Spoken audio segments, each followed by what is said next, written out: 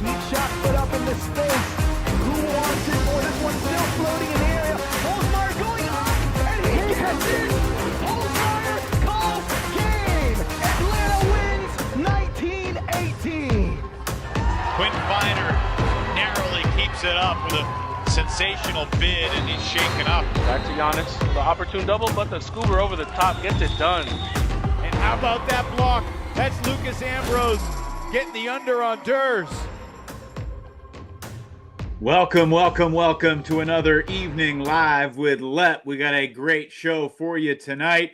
Thank you for being with us. We'll begin with Brett Hulsmeyer of the Atlanta Hustle, then Colorado's Quinn Finer, followed by LA's Pawel Janas and Seattle's Lucas Ambrose. Four distinguished athletes in this league and four conversations I've been looking forward to all week long. With no further ado, let's welcome in the two-time first-team All-UFA performer for the Atlanta Hustle, Brett Hulsmeyer. Brett, first of all, thank you for being here and leading off the show tonight. How are we doing?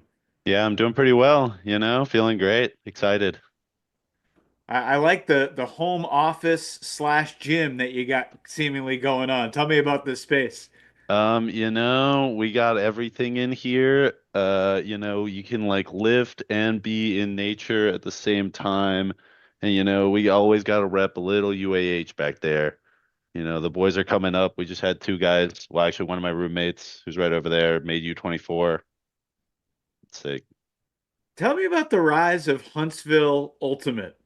From where it was a decade ago, before you started playing, really, and Yep. and to where it's gone now. I was listening to an interview you did a couple years ago, I think, and you talked about how you played at D3 Nationals, and now Mhm. Huntsville was at D1 Nationals, and your first team All UFA. How has Alabama and Huntsville Ultimate lifted itself into the mainstream? I think like I gotta shout out a few guys. The first person who kind of stepped outside of our community was Tom Radcliffe playing with the Night Watch. And then I think like because of that, me and Elijah Jaime started, spreading out. We like went and played like a year. Well, he played a year in Nashville, and then we both went and played in Atlanta in 2019. I think that kind of opened up like everything for like everybody else. Like, hey, we can go these other places. Like, Tan and Hedges went and played in Tampa the next year. Like, all these people just like went and like, now they're spreading out and playing places. And that has actually like kind of turned the broader like, Chattanooga, Birmingham, all these places. We even pulled Space Force, the club team from here, pulled people from Atlanta this year. Like, we're kind of like now becoming the place that's pulling people in, which is really cool, rather than like all of us having to travel out. What is it like being not just a player for the Atlanta Hustle, but a key player for the Atlanta Hustle, not living in Atlanta and being forced to, practice at home, travel, and what is that dynamic like? I mean, like it's tough. I say a lot that I drive more than anybody That's probably not true because a lot of people. But I like, it's about 8 hours a weekend, four there, four back. And I mean, like, to be honest, I haven't known anything else, so it doesn't feel that bad. I mean, I would love to be there for like the midweek practices and stuff, but you know. I can't. And it's like, I've not known anything else. So I don't know. It doesn't feel bad to me. I'm trying to make that change. We'll see. Cool. Sounds like there may be something in the offing. I know, other folks have started as commuting players, but every team in the league now has players that commute. And I know Tuba Benson Jaja, your coach, doesn't live in Atlanta either. There's the Charleston, South Carolina contingent, or the not the he lives in Savannah, Georgia. Yeah. Anyway, there's players everywhere. Um, so you basically started playing College Ultimate in 2017, and then two something years later, you're a member of the Atlanta Hustle. You've been on the team for 5 years, and I'm curious to ask you how you feel you have evolved as a player from a guy that came in as a college kid who had only had a couple of years of experience to a guy now that the team is in a lot of ways built around your skill set, your unique tools and size and abilities. I think college has a really like interesting thing. So like, you see a lot of great players come from like great college teams, but like also like, coming from a team that was not, I mean, UH didn't go to nationals while I was there. I had to go to a different school to go to college nationals. Um, and like it's you kind of have to do everything. Like not in terms of like, you have to be the guy who does, but like you have to have all these different skills. Like I think I've said before, like, I am a big guy, but I had to go out there. If the other team's best player is like little like, shorter handler who's just like super quick, I got to figure out a way to shut that guy down. So like I think that's kind of helped me a lot in terms of like, cool, I got to like find whatever the best thing my team needs and be that for them. So now like I feel like I can do that at this level because I've been doing it basically the whole time I've been playing. Were you one of those athletes that was like normal sized and then hit a growth spurt and became tall, or were you always tall? So my sophomore year of high school, I was 5'8", and that was in like March, and then by August I was 6'5". So Wow. we struggled to move there for a year, but we figured it out eventually. Are your parents tall? Did you expect that growth spurt to be coming? I mean, my mom is like 5'8", and my dad's like 6'1", so no. You launched past them both. I don't know. It doesn't really make sense. I guess I just got lucky. I don't know. Yeah, it's striking to me though because you play in a lot of ways like a handler, but you also obviously have the tools of a cutter. And for Team USA, you're in the backfield, which speaks volumes about your ability and poise with the disc, but also, you know, you're like a guy just like get that big guy downfield, making plays in the air. How do you see yourself? I mean, I think like downfield is where I feel the best. But like, I mean, I think kind of the interesting thing about Frisbee and especially now is it's like becoming like basketball where it's like positionless and like, you know, the Bucks have Giannis taking the ball down the floor. Like, and so like, I don't think it's like, it's like cool, like, let's like put our players in the situation where it's like the hardest for the other team to stop. And it's like cool, like I mean, like we talked about using this a lot, where like, you know, I could just go deep and we could just throw it. Like it might work. Like, I mean, I know you got Quinn on here next, and that's kind of what we did in Colorado this year. We kind of just couldn't throw that accurately deep, so we're just like, yeah, screw it, send it. And so you kind of have to respect that, especially the way our team plays. So like, why would I not? If you're gonna give it to me for free, it's yards. Like, why not? Yeah, for sure. I see Pavel's already heckling folks in the chat. We'll get Pavel Uh, back later tonight. Uh, About 4 months ago, the hustle season came to an end. 2 weeks before you wanted it to come to an end, yeah. obviously. What has the last 4 months been like? This is kind of the midway point of the off season. About 4 months from now, you'll be in serious pregame mode, getting ready for the season opener at the end of April. Where are the hustle right now? How have you guys regrouped from the disappointing finish to the season and started planning for 2025? It's interesting. I think like we as a team have like one guy, which is Mike Kobira, who's ever been to like championship weekend or really like a semifinal. Um, which is like it's hard to like because we kind of feel sometimes like, well, nobody knows, but like tons of teams have had that where they have no one who knows. They don't know like, hey, what's the thing? What's the one thing we have to do? So we're kind of we did this last year. We're doing this again this year. Like, what's all the things we can throw at it? Like, leave like no stone unturned. Like everything I can possibly do to like push us like one. It's been 1 point. It's been one Yeah. point 2 years in a row. Like 1 point better. How do we get 1 point better? And it's really hard to be that like picky with yourself and like your teammates to be like, hey man, like can I like I'm thinking about it right now. I'm going to the gym after this because I'm thinking right now, I'm like, could that be the like, you know, foot that I need of like a step that gets me there and like, we get that 1 point. So it's like just turn all the knobs, anything you can do. Just you get an inkling and turn around and go to the weight rack behind you and do some work. Yeah, true. 1 point. Uh, Yeah. the Hustle are going to look a little different next year. If the guys that I think are going to step away are indeed going to step away, and I don't begrudge Matt Smith or Bobby Lay if they decide in Okay. March to come back. But as I understand it, those are two guys who are key O-line guys who are planning to step away. How does that change things for the Hustle offense in 25?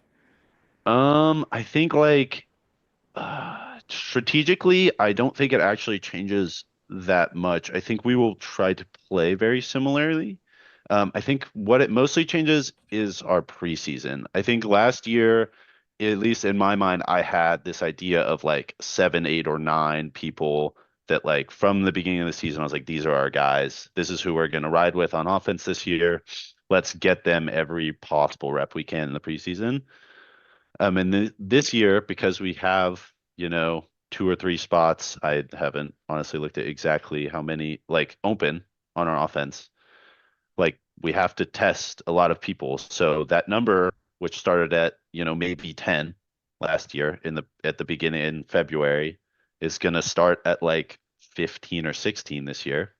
And then like we'll have to figure out, okay, cool, these guys not even like is the best, like maybe this guy's better, but he's better at defense, or like, you know, how can we fit all the pieces to have the best, most cohesive offense, like of all the people that weren't there last year. So it's going to be some tough work for us and the coaches. Yeah, I mean, you guys are in a tough division with other competitive teams, but I think, the Hustle have shown to be right among them. The other thing about the Hustle the last few years, the fan base and crowd support at games has grown in a really substantial and impressive way. What's an interaction that you've had with your home fans that has kind of stood out to you, something that has either surprised you or made you feel like a professional athlete? I think like I think the investment in the event. I'm not sure if that makes sense, but like it's not like it doesn't feel like an event that you're kind of at and you're kind of not, engaged in. Like the crowd is like cheering. You've got like a bunch of kids yelling at you to do celebrations right behind you on the sideline. So I mean, like I think it's been really awesome moving stadiums because I think when we were at St. Pius, it was like pulled back and we were on the opposite side of the fans. Now we're on like the same side as the main crowd. And like, it's really great. Like, when you're celebrating a goal that you're going towards the crowd and you can see all this like cheering. It's really awesome. I saw the other day you just made another USA national team. You're on the USA beach team, which is cool. Congrats on that. One of your Mhm. Hustle teammates, Lucas McClamrock, Yeah. also made that team, and I was pumped about that because I've always thought he's a really good player and feel sort of vindicated when like he makes a national team as well. What was your reaction to Lucas making the national team, and what has it been like seeing him evolve these past couple of years?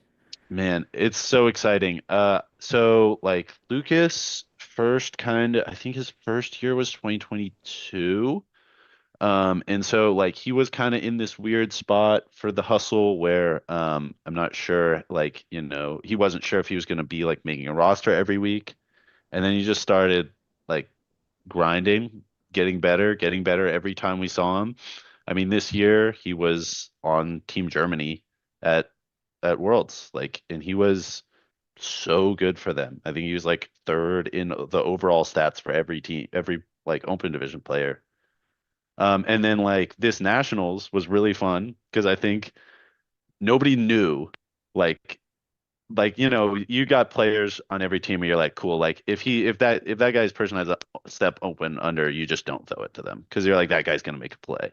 Lucas didn't have that yet, which was so awesome because he got to make those plays and for all these people to be like, okay, we have to respect that guy. Yeah. One of those teams he made those plays against was the Colorado Summit, and that's a transition into our next guest, Quinn Finer. Quinn's shaking his head here on the chat. Quinn, sorry to bring you in like that, but that was the easy segue with you guys having played against each other this past year. First of all, welcome and thanks for being here. Uh, Before I give you a chance to speak, Quinn, Brett, what was your memory of that game at Colorado that you all played? You were just coming off the win over New York and Indy. You showed up into the altitude. The Summit had high expectations, and you guys went out and played a really great game. What do you remember about that day? I think like for me, like I think we warmed up really well. We kind of had like our music playing. We were in our own zone. And then I think the defining moment for us in that game, because they played a great offensive game, but we like had been hucking all game, and then like late in the fourth quarter, we just had like a 5 minute long clean, no, maybe not 5 minute long, but it felt like that clean hold where we just threw no passes. Or like Yeah. no turns, like no forward passes, just kept the ball, worked it all the way in. And Quinn, obviously, if you had been healthy and playing that night, it would have been a different story, right? Yeah, I mean, no question, because then Lucas has to take me, and it's just not the same, you know. Um, Mm. yeah, it was bummer that, but we had you at your broadcasting debut that weekend, Quinn, and I know you're a sports media guy in college, so maybe there's a broadcasting future for you. Yeah, hopefully not soon, but maybe in my 40s, try to squeeze the life out of my career while I got it. Before I let you go, Brett, you were on the mixed national team that won gold in Australia. Quinn was on the men's team. How much did the two did the whole USA delegation interact while you were over there, or did you guys kind of keep to yourselves with your own teams? I think like we definitely I think we watched almost all their games. We got really lucky with the schedule to like watch a ton of their games. I think off the field, because kind of things revolved around team meetings, we tended to kind of group together, like, where you're like, cool, we got like an hour to get foods, and then we have a meeting. So you just kind of stuck with your team a lot outside. Gotcha. Cool. Brett, I feel like we're just scratching the surface, but I'll let you go. Thank you so much for being here. Happy holidays, and go pump some weights, and we'll see you in 2025. So yeah. Thanks so much, Brett. Quinn, thanks again. How you doing, man? How's life? It's good. I'm doing really well, really good. Looking forward to the season. I talk about like with Mikey and with Kins and with whoever and TK about upcoming summit season, and I just get excited and I get all jazzed up. So really looking forward to it. What are the focus of those conversations? Where do they start? And I mean, how have you guys passed the point of like reckoning with the disappointment of last year, or is that still kind of a constant evaluation and contemplation about how next year will be different? Yeah, I mean, I can't speak for other people personally. I think about the disappointment all the time. It's definitely a good motivator. Um, Constantly thinking about it, constantly watching games and figuring out how we can get better. Um, Hopefully how we can end Pavel's season one more time, stuff like that. Yeah, that was a surprising result. We'll get to Pavel in a little bit. I wanted to ask you a little bit about your ultimate background, just because you I feel like came onto the landscape with Colorado, Mama Bird, and obviously have grown into one of the top players in the country and in the world. And I'm curious, like, how you feel you have evolved and ascended as a player through the years. Yeah, I was kind of I don't want to say late bloomer, but a bit of a late bloomer. I thought I was like really good in college and one of the best college players, but like looking back, I probably was, in that upper tier, but not really as good as I thought I was in my own head. And um, I think realizing that, later in college was kind of a trigger for me to start working a little bit harder, start, honing my game a little bit more, and um, that self-awareness and well, cockiness turned to self-awareness kind of kind of made me the player I am today and worked on things that I actually really needed to work on. Holes in my game, maybe my backhand a little bit. I was known as a flick thrower, and I still am known as a flick thrower a lot. But yeah, just constantly working and having the goal of, being the best player in the world, being one of the best players in the world is kind of what shaped me to what I am today. The Colorado Summit didn't exist for your college career, but then all of a sudden they showed up at a pretty good time. What do you remember hearing, like back when it was still the AUDL, but that a pro team was coming to Colorado, and because that was kind of the glaring hole on the Frisbee map a little bit for years, because there's all these great players in Denver and Boulder and Fort Collins, etc. And then the Summit all of a sudden got a team in 2022. Yeah, it's funny. I actually remember like the exact spot who I was with when I heard about the pro team coming. I was sitting with Bob Cryer and Mikey Lunn, Matthew Agee, and maybe a couple other people at a table in Texas for regionals of my last college season after COVID. Um, and they both brought it up to me and they said, would you play in the AUDL if there was a team? And I was like, yeah, absolutely. Like I've been waiting for that. And at the time, the team was going to be called like the Rampage or something like that, and our logo was going to be like a bull and stuff like that.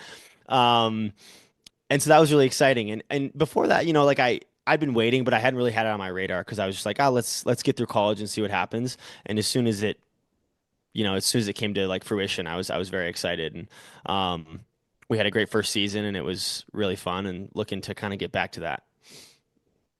How did you adapt your game or evolve your game for the professional rule set?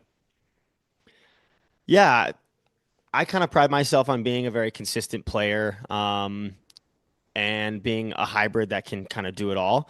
So transitioning my game wasn't too difficult because I just kind of went out there and said, I'm just going to do what I usually do, be a thrower, be a cutter, do it all.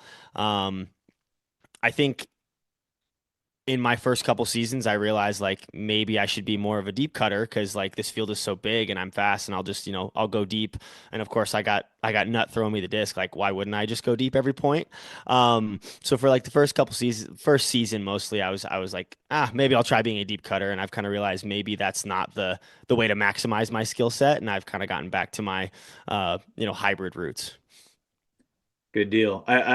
First of all, you're very polished on you got the podcast setup. It's awesome. You got you and Atkins and Mikey do a great job with the pod practice pod. I wanted to ask you about what it's like being teammates with Atkins, Mhm. because he's a lot in a good way and sometimes an overwhelming way. You deal with him in various avenues of life. Just to be clear, I love Atkins, but like, what is it like being his teammate and trying to harness everything he's got as best as he can be? Yeah, I mean, first off, it's amazing. I love being teammates with Kins. Um, and off the field and on the field, like first of all, he's an amazing player. He makes me better on the field. He motivates me off the field. He makes me want to get better. So being on his team is awesome. I think he's definitely a lot, and I think that's kind of the idea that's out there, and he gets a shorter rope because of it.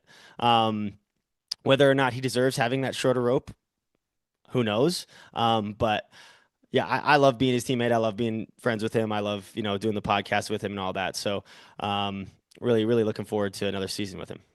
What's something that other teams that are, people that don't know Atkins should know about him that kind of confounds the expectations from the blustery Philly persona that he's got?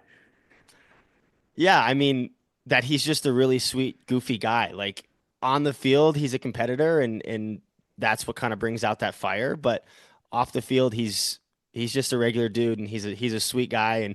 And I think if people got to know him, they'd have a lot different view on him as a player.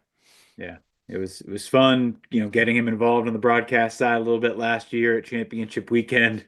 He still doesn't, believe Minnesota Wind Chill could ever win a game at championship weekend, but that's totally cool, and that's good TV.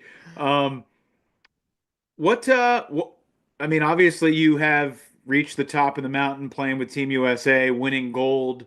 What are the things about your game that you are still looking to improve as you reach your, athletic prime in your mid late 20s? And how do you feel like you can still be a better player, Quinn? Yeah, absolutely. Before I made Team USA, I kind of was like, yeah, that'll be the top of the mountain. That'll feel really good. And it did feel really good, but it's it now it doesn't feel like the top of the mountain. I constantly want to be better, and I think that's what makes me me is the constant pursuit of getting better. Like next is World Games. That's the team I want to make. And then after that is, being the best player in the world and people recognizing that a little bit and myself recognizing it and all that. But I think just constantly working hard. It's not really about for me getting better at one thing. It's just about working hard every single day and getting a little bit better day in and day out, getting 5, 6 sessions in every week and being consistent.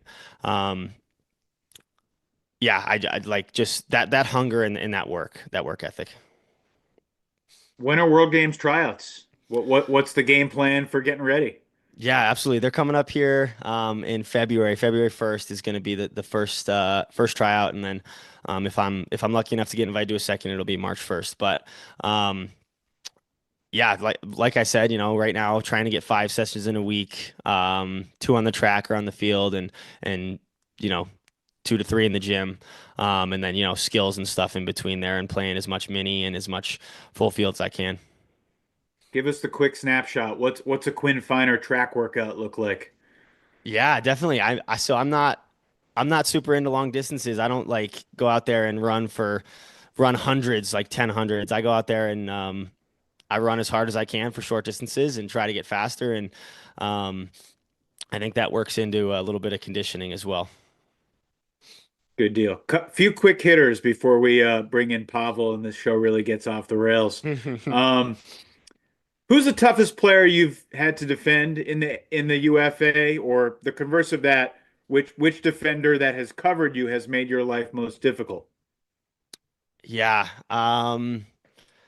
Gosh, in the UFA, I feel like the right answer is Lucas Ambrose, right? We got him coming on in a bit. He's definitely a tough matchup. It was funny seeing him come onto the scene and all of a sudden like playing the first game against him. I'm just like, who is this guy? Like just destroying me right now. So, um, Lucas is a really easy pick. He's a really, really tough matchup. Um, Guarding, gosh, I don't play a lot of D, to be honest, except for when, we turn the disc a ton like we do sometimes. Um, yeah, I don't know about guarding. But Lucas guarding me is I think we match up really well together, and it's always super fun. Is it just his quickness, or is it his instincts, or is it something else that he does that bothers you? It's definitely a little bit of both. He has a unique way of being able to kind of play off of you and still make up ground and get blocks that way. I think when he's guarding me, he plays off of me a little bit less than when I watch him guard other people. I'm like, why doesn't he give me that much cushion like he's with that guy? But um, it's his athleticism, it's his will to compete, his drive to compete. He's such a competitive guy. Um, we're always chirping each other a little bit. Him chirping me a little bit more than I chirp him, I think. But um, yeah, he's a gamer, man. It's always fun. Cool deal. One more quick hitter. Uh, what's one memory that stands out with your home Summit fans? Obviously, you guys have had great crowds since the team's inception, a really cool atmosphere at Marv K Stadium at School of Mines. What's one memory that stands out with the fans? Yeah, I think the first one that came to mind was when New York Empire came to our stadium. It was, being in Frisbee, like we get crowds, but I haven't seen a crowd like or been in front of a crowd like that, ever in my athletic career. Grew up playing hockey and all that, but the crowd we had for that game was really really crazy, and the atmosphere was amazing. So that's the first thing that came to mind was that game. Cool. Shout out to our producer, Luke Johnson, for being right there, getting the highlights on the screen, split second. Yeah, there have been a lot of great games. I love coming out to Colorado. It's a great place to visit.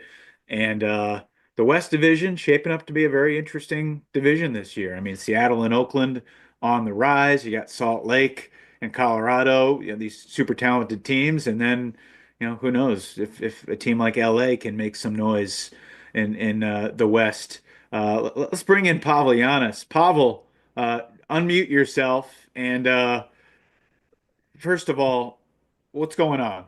What's the rating on this? Is this PG-13? Is this R? What kind of rating are we doing here? Can I curse here or no? I Is this think kid friendly? the goal is to make PG-13, it okay. The producer is telling me in my ear that's PG-13, so I won't throw F-bombs around when you ask these stupid butt questions. we're trying to make it a family show. Unfortunately. This is iced tea.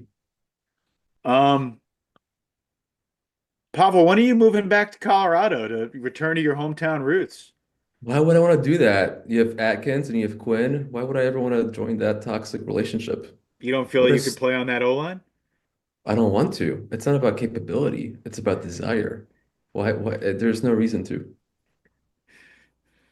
Quinn, what do you think of Pavel? What do I think of Pavel?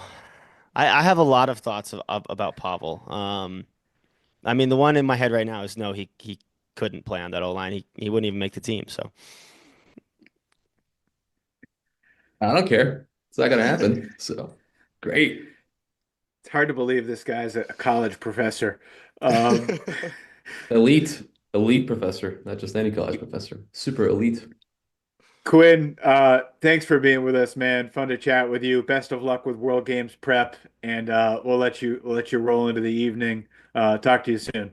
yeah, appreciate it. Thank you. Yeah, thank you for being here. And Pavel, welcome to Live with Lep. I've been looking forward to this one.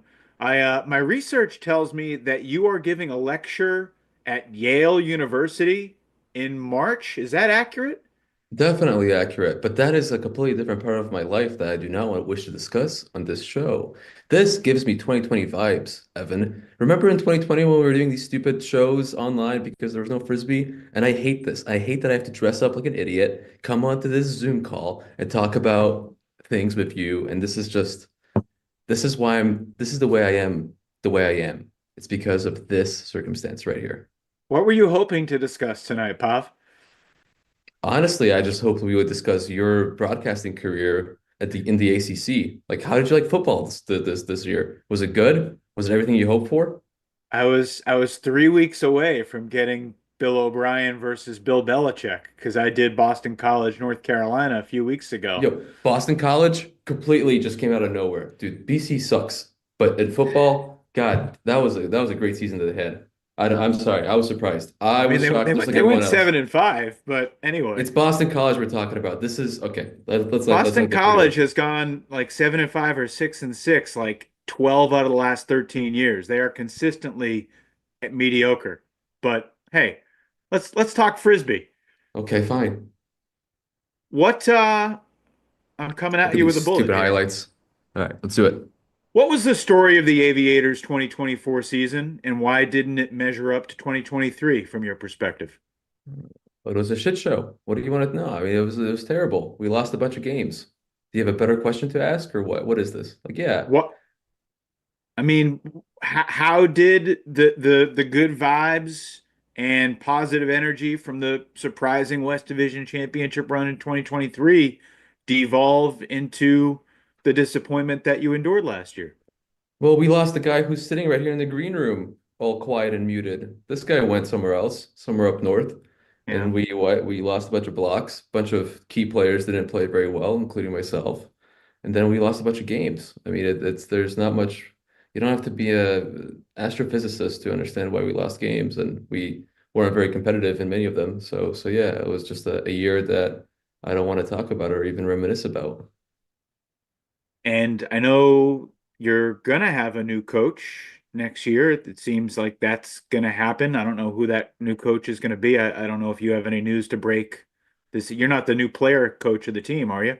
I would rather kill myself than be a player coach. No, no, I would rather jump balls first into Lake Michigan in January than be a player coach. No, never again, or never ever. And not that I was ever a coach, but yeah, no responsibility for old Pav.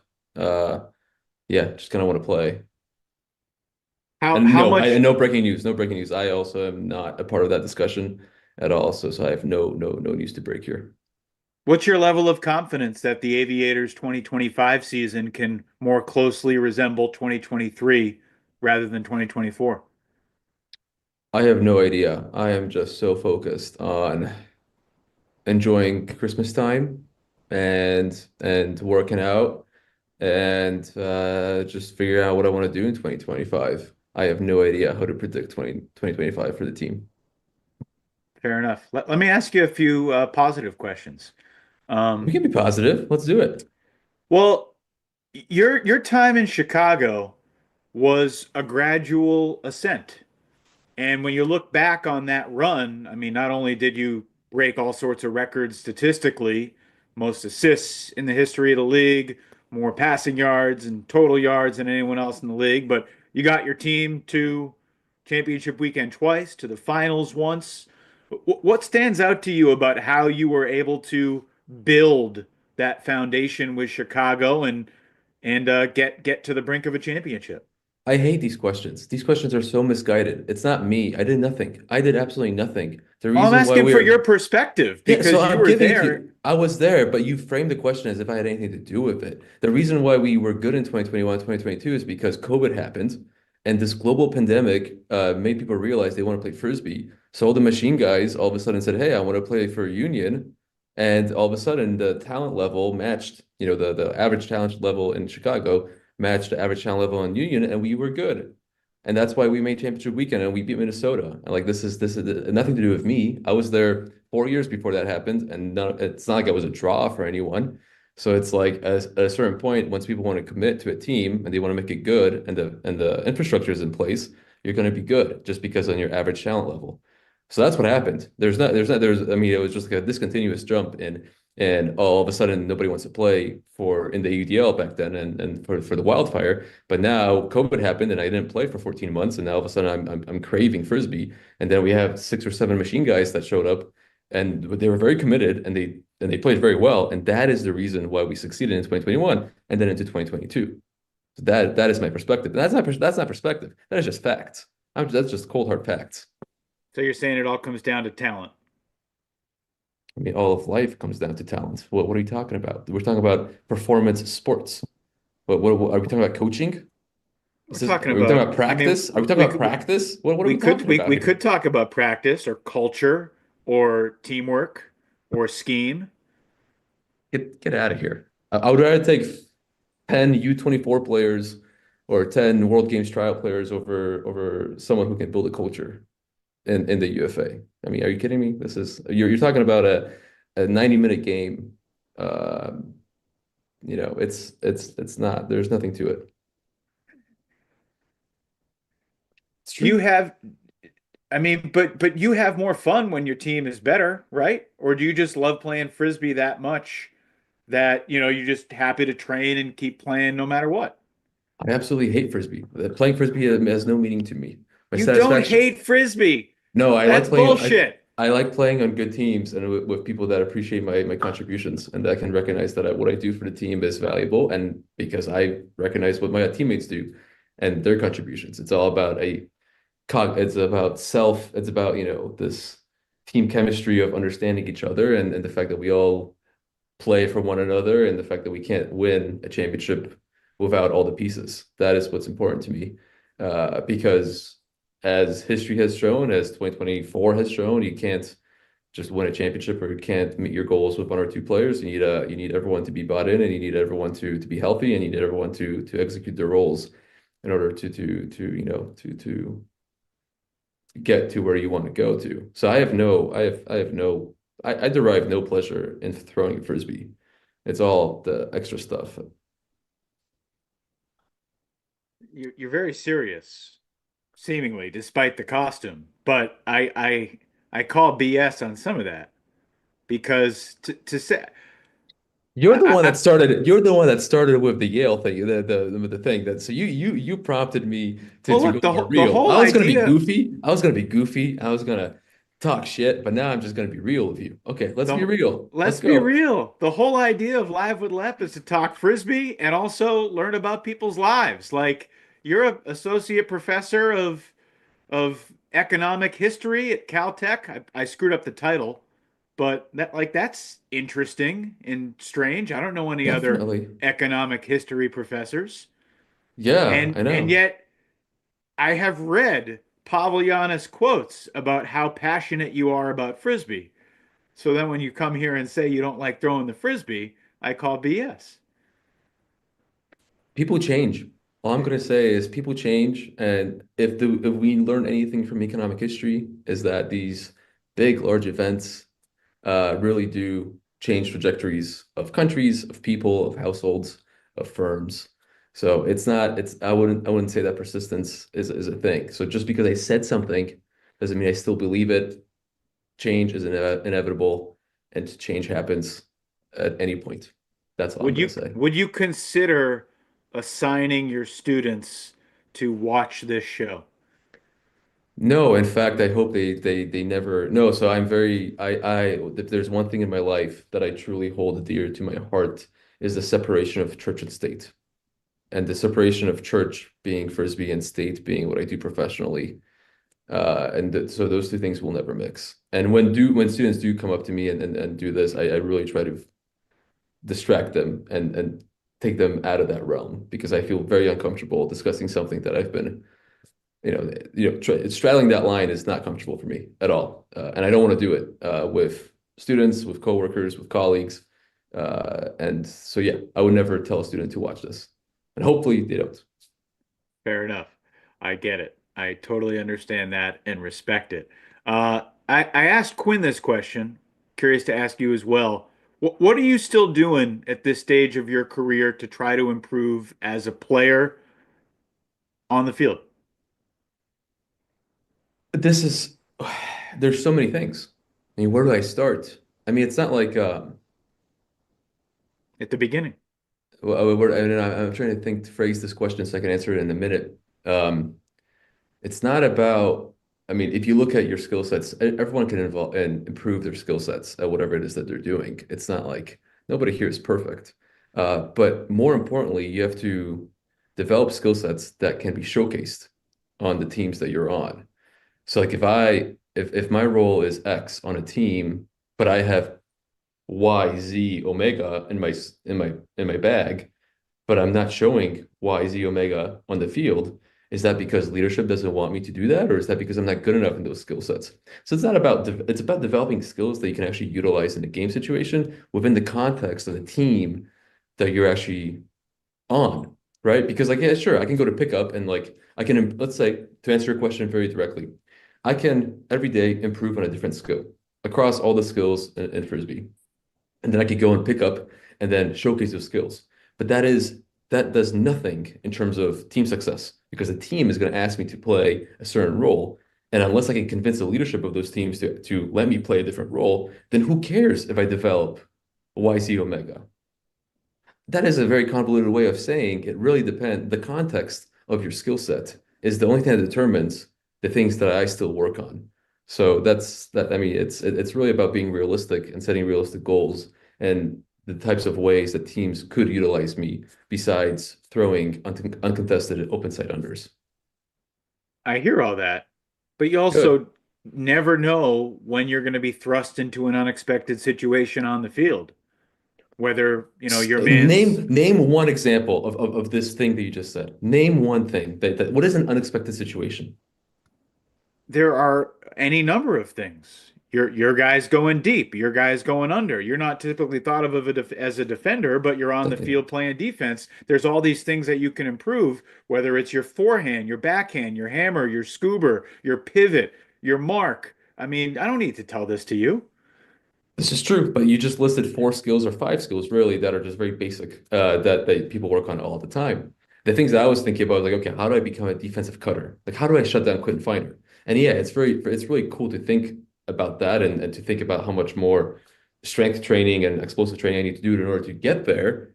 But maybe if I'm never going to get there in the first place, why am I training it now? So that's exactly the sort of things that I think about. It's like, yes, can I get a better hammer? Sure. How many hammers do I throw in a game? One? One a season, two a season. Like, who cares if I have a better hammer? Like, I did, there are better options, safer options for me to throw for us to move the disc down the field than having Pavel make a highlight play because for UFA highlights. Like that does not incentivize me at all. It's about being cerebral. It's about thinking about what you're doing, Evan. I hate this. What you drinking? Like I said, iced tea. I've been drinking iced tea since 12 o'clock today. It's wonderful iced tea. The semester ended last week, right? I think so. I wasn't teaching in the fall, so I have Oh, falls off. So that's why I can live in Chicago, play for Machine, have a real good time, and not worry about being on campus for the first month. Yeah, lovely. it is. Before we bring in our fourth and final guest of the night, I wanted to ask you for your thoughts on what it was like being Lucas Ambrose's teammate a couple of years ago. When did you realize that there was something different about this kid who hadn't played in the league before? Honestly, I don't think Lucas is any good now. Like, I don't know. This is like I don't think he like what has he done? I like I'm sorry, but like all you have to be is you have to be like point 0.5 MP MPG, no, not MPG, MPH faster than everyone else, and you can get blocks in the UFA. Doesn't make you smart, doesn't make you a good defender. In 3 years, Lucas Ambrose is going to be completely out of our world, our realm, because his athleticism is going to go down. My challenge to Lucas is to be a good defender when his naturally gifted athleticism is no longer present. All I'm saying is he's a flash in the pan. He's just a flash. He will disappear very quickly. And I can tell you, no, about 3 dozen players who have been flashes in the UFA/AUDL. And I do not want Lucas to be one of those players. So that is my challenge to Lucas Ambrose. Lucas, would you care to unmute yourself and respond? Are you just a flash in the pan? Maybe. I'm not sure. I would have said the same thing too if I got stomped by the Cascades last year twice, so it's fair. I get it. It is fair. Yeah, thank you. It is fair. Thank you for saying that.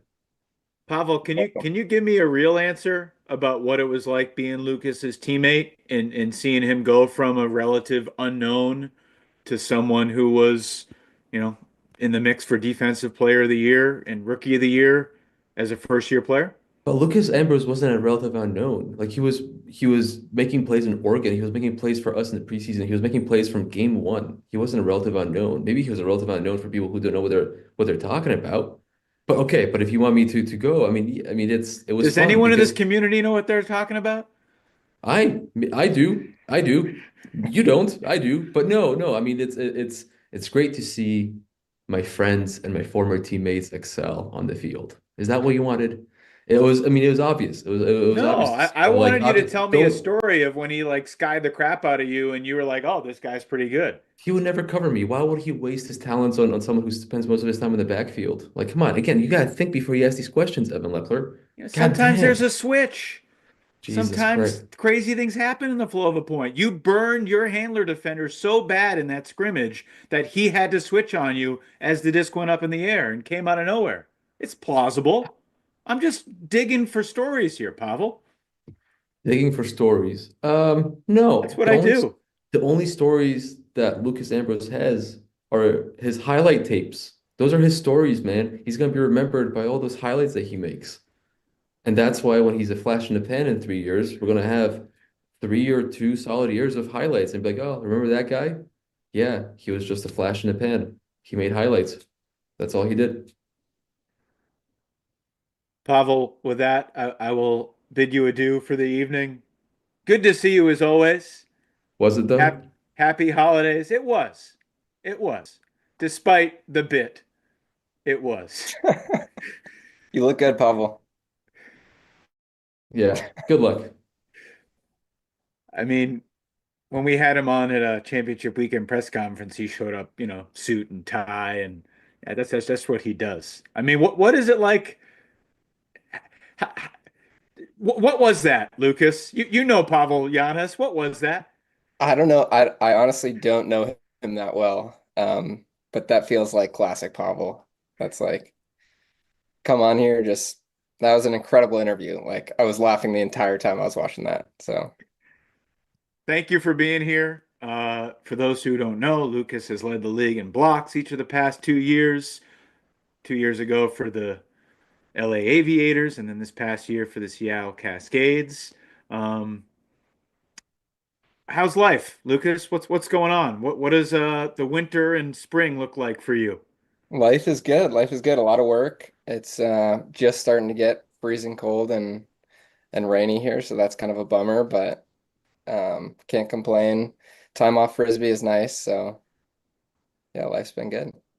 I feel like I asked you back at championship weekend if you knew you would be returning to the Cascades, and you thought probably, but you weren't positive. Is there any clarification there? I know that the team hasn't announced anything yet.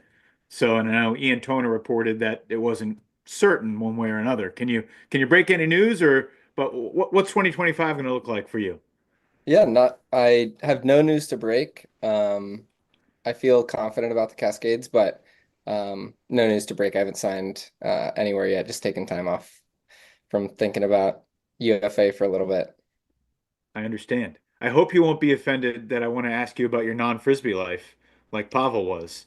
But you have a pretty fascinating life in that you run a company that produces biodegradable paper straws. Am I understanding that properly? Yeah. Yeah. It's pretty random. We do like all types of eco-friendly disposables, I guess. So, yeah.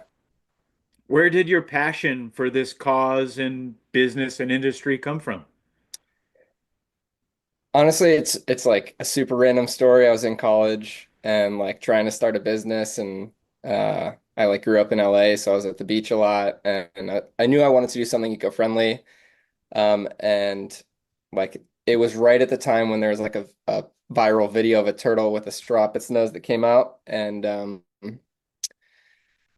people were like hating on plastic straws online and I was like, I wonder if there's something there. And everyone also hated paper straws at the time. And so I basically set out to like create a straw that didn't fall apart. And that's kind of been my life for the past 5 years. And so now we do like cups, plates, napkins, bowls, basically everything you could imagine for restaurants and bars and convenience stores and stuff like that. You were in college at Oregon when you started this, Yeah, 2019. Yep. and the university became one of your first like customers, right?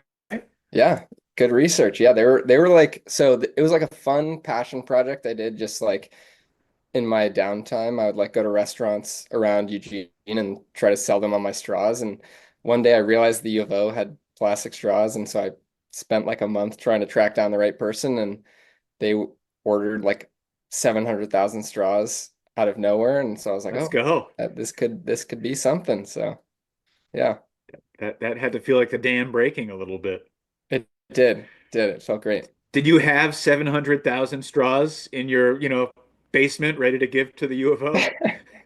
No, I have some pretty hilarious photos. One of my buddies like helped me buy basically all their straws, and I have some pretty hilarious photos of our house, our college house, like filled with like 50 boxes of thousands and thousands of straws. Is a fun time. That's really cool. Switching gears back to Frisbee. There's been a lot of talk, from Quinn and Pavel about you and being guarded by you and your evolution as a player. I asked you this last year, I think after the West Division Championship game, but that was just the two of us. So tell the world, how do you get as many blocks as you do? There's no secret sauce. I don't know. I feel like in the UFA, like throwers see cutters and think there's since the field's so big, like they think there's more space than there is, and I feel pretty lucky to like be fast and athletic, and like I know I can make up ground on certain people. Like Quinn said, less on Quinn, more on other players, and uh, like I try to just gauge that as best as possible. Um, but I don't know. I feel like just I throw myself around a lot. There's like as many blocks as I've gotten, there's twice as many that I've thrown myself and miss, and just keep trying. Yeah. Have you figured out a way to make your body feel like rubber or make the ground feel softer and throw your body around how you do and get back up every single time? I don't know.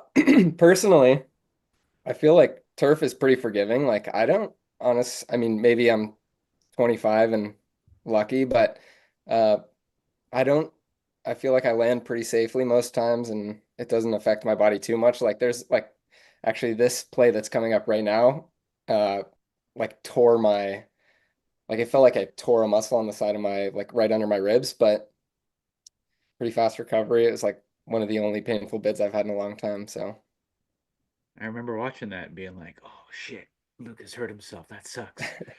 But yeah, you were back on the field pretty shortly thereafter. Let's talk about the Seattle Cascades kind of magical run. You joined a team that had a lot of talent, obviously, and certainly added pieces other than you that helped make the team better from 23 to 24. And I know that they felt like they had improved, but they still had gone 4-8. Like, what were your expectations as you entered the Cascades community and met your new teammates and, had played a year in the West, knew what good meant? Like, what were your expectations and how did you feel the team came together and kind of everything clicked to have the season that you did? yeah, I mean, coming into the Cascade, I knew their talent was like incredible. Like even when I played them on the Aviators, I was like, damn, this team is so talented. They just don't quite have the chemistry together yet. But like it was very apparent that like their talent was like top level.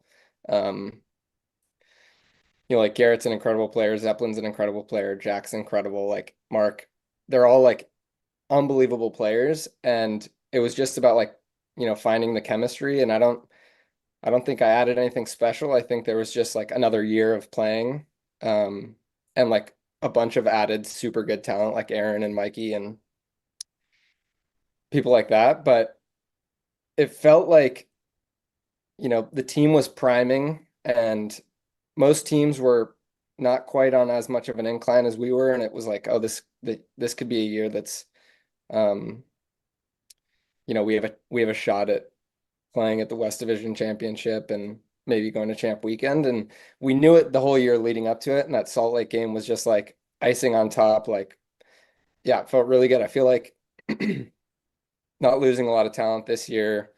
Um, there's a few big names coming to Seattle. It's just just building on that, hopefully, and we'll see. Heard some rumors, but nothing confirmed. So don't want to be presumptuous and speak about anybody in particular. But yeah, there are always big names seeming going and coming from Seattle.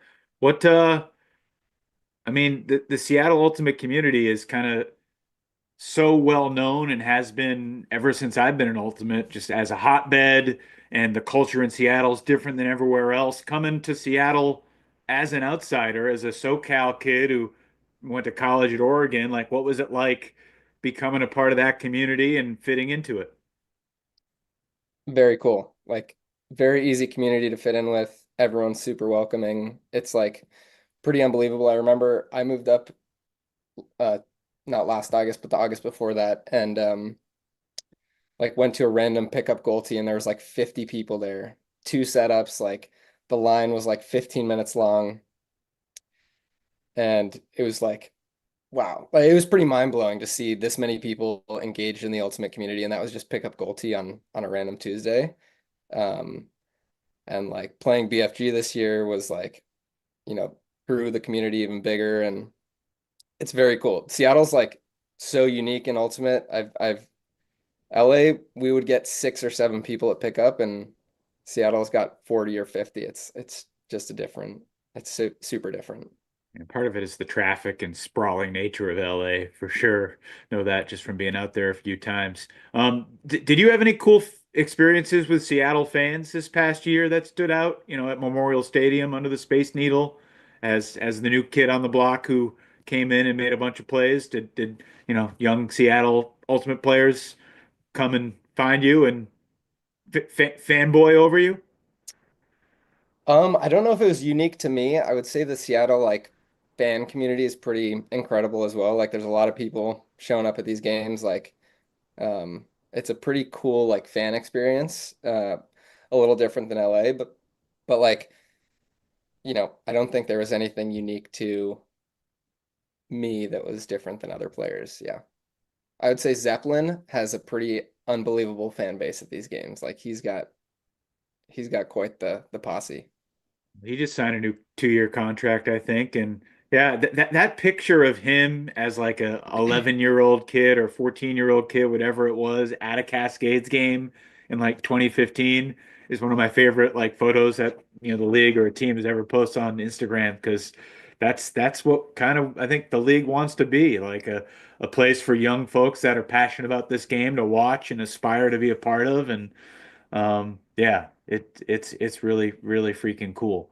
So what's your timeline for the winter and spring in terms of determining for sure where you're going to play next year? Curious to ask if you're planning on trying out for Team USA World Games. I know you just made USA Beach. Congrats on that. What do the next few months look like for you, Lucas? UFA wise, probably I got a lot going on with my company, and so I'm trying to take as much time off as possible, but I foresee that a decision has to kind of be made in January. I did just get a tryout to World Games, which I'm super stoked about. Like that's a very cool feeling. So yeah, that's like I'm still kind of coming down from that this morning. So that's really exciting. And then yeah, beach. So a lot of frisbee this year, a lot of traveling, hopefully. And no, I'm excited. It sounds like a super fun year. Yeah, congrats on that. I didn't That was just this morning that you got the email inviting you to tryouts? Yep. Damn. Yeah. I didn't even realize that. That's Yeah. super cool. Um, I feel very fortunate. Yeah.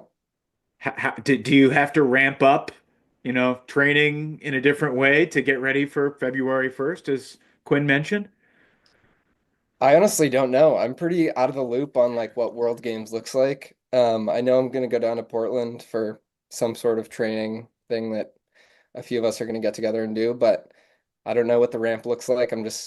I kind of do, I don't have like a lot of frisbee focused workouts. I kind of do the same thing every week, and so I feel like I'll just continue on that path and hope it does me What do as you good as do? There are kids out there like, what does he do? What do you do, Lucas?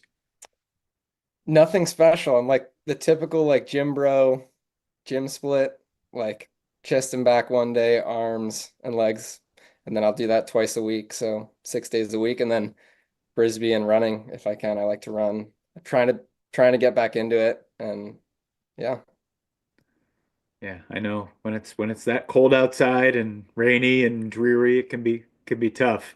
Um, Before we let you go, wanted to ask you this, and maybe an answer pops into your mind immediately, and maybe it doesn't. It's okay either way. Do you have a favorite block that you've made in your time in the UFA? It feels like it's got to be that one at Colorado last year. Um, I don't know. I would say it's probably that one just because like it was just I like grew like in college watched that Dylan block a ton of like him at the end of that game, bidding over that guy's shoulder, and uh it just felt like one of those moments where like coming super from behind the player and just felt right to make a play on it. And yeah, I don't know, that one felt really good. But they all feel good. Each one feels better than the last, so Thanks for sharing. You're right. That was like eerily similar to the punctuation of that Dylan Freechild Callahan video from way back in the day, kind of soaring not, yeah, around the guy. not quite as clutch, but it felt like a good block. Good stuff. Lucas, thanks so much for being a part of this and taking the time to chat. Best of luck as you get ready for World Games. Happy holidays, my friend. And yeah, man, thanks for being on Live with Lep. Look forward to talking to you in 2025. Yeah, thank you for having me. I appreciate it. Yeah, no doubt about it. The UFA leader in blocks each of the past 2 years, Lucas Ambrose of the Seattle Cascades in 2024. We'll see where he goes in 2025. Lucas, have a good night. Shout out to our producer, Luke Johnson, for being on the ball in a different way tonight, queuing up the highlights. Thanks, of course, to all of our guests, Brett Hulsmeyer of the Atlanta Hustle, Quinn Finer of the Colorado Summit, Pawel Janas of the Los Angeles Aviators, and Lucas Ambrose of the Seattle Cascades. Thank you for being a part of Live with Lep this evening. We will be back next Wednesday night with a really interesting quartet. And now I have to remember who it is. Yeah, we got Cam Brock leading it off, and then John Randolph, and then Jock Nissen. Have those two Brown teammates in the East Division back-to-back.